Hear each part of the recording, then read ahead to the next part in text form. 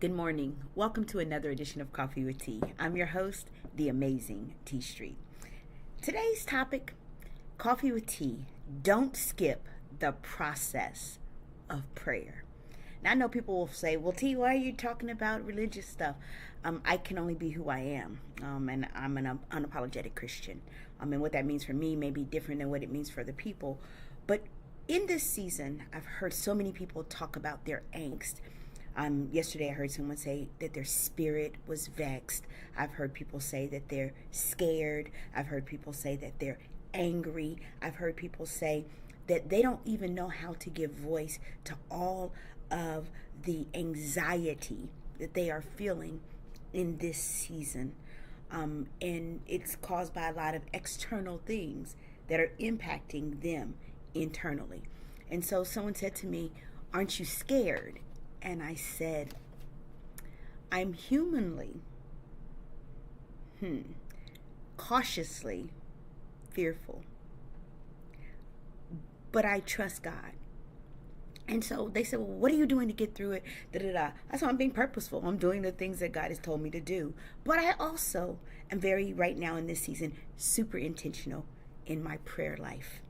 Because the old people and the old saints used to say, prayer changes things. They didn't say things, they said things. Prayer changes things. And so I trust that it does. And so I learned something when I was in seminary, this notion of acts. Acts. Prayer is an acronym for the things that we do in prayer. Adoration. Lord, I adore you because I'm not coming asking for anything. I simply adore you because you are God. That's the A of Acts. C, confession. Lord, I confess that I'm a sinner. Lord, I ask you to forgive me for the things that I have done that don't look, sound, and act like you. A prayer of thanksgiving. Lord, I thank you. I thank you for the things that I have. I thank you for being Jireh. I thank you for being Shalom, which, by the way, in this season, I'm asking God for a spirit of peace in the midst of chaos. And then finally, prayers of supplication. Lord, I'm coming to you asking for, not just for me, but for other people. This morning I was asking God for healing, as someone that I love is going into surgery this morning, and asking God to show up in the operating room and show up with the doctors and show up as a healer. And so that's supplication. So adoration, confession, thanksgiving, and supplication.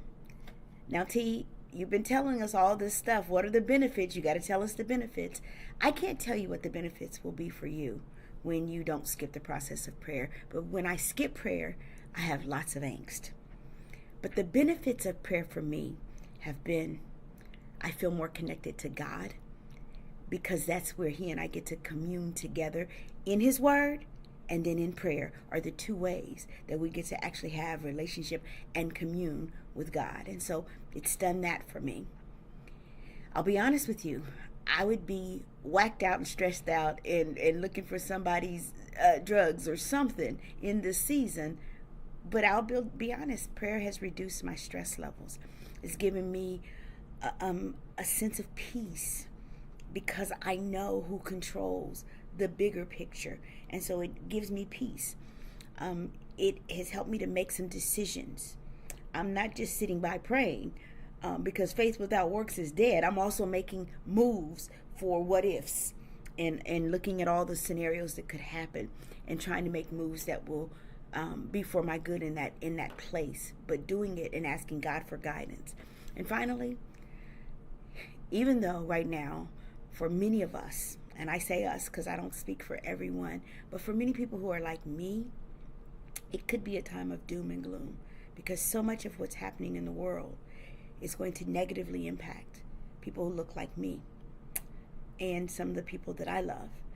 And so I will say to them, prayer has given me a sense of optimism and hope, because the Word of God says in Jeremiah 29:11, that verse we love to quote, that He has a plan for us. For I know the plans I have for you, plans to prosper you and not to harm you, So anything that's doing harm, y'all know it's not of God. That's the litmus test.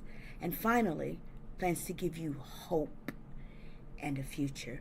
And so if I say I trust God and I believe his word is true, and I do, then it has given me a sense of hope and optimism in the face of doom, gloom, and chaos. I'm the amazing T Street. There's nothing amazing in me that's not in each and every one of you. In this season that's a little scary, don't skip the process of prayer.